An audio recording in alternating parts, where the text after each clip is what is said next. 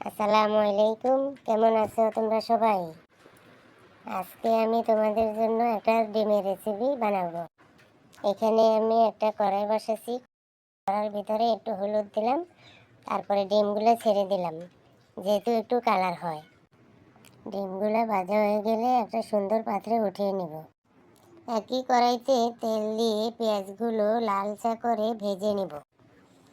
এখানে আমি পরিমাণ মতো টমেটো ব্লেড, আদা বাটা, রসুন বাটা, বাদাম 1 চিমটি, সরিষা বাটা দিয়ে দিব।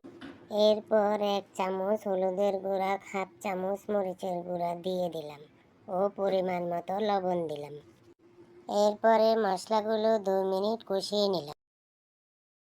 পরে একটু পানি দিয়ে মশলাগুলো আবার 5 মিনিট কষিয়ে নিব। মশলা কষানো হয়ে গেলে ভেজে রাখা ডিমগুলো দিয়ে দেব। এখন পরিমাণ মতো পানি দিয়ে 5 মিনিট ঢেকে রাখলাম। এখন আমার রান্না শেষ।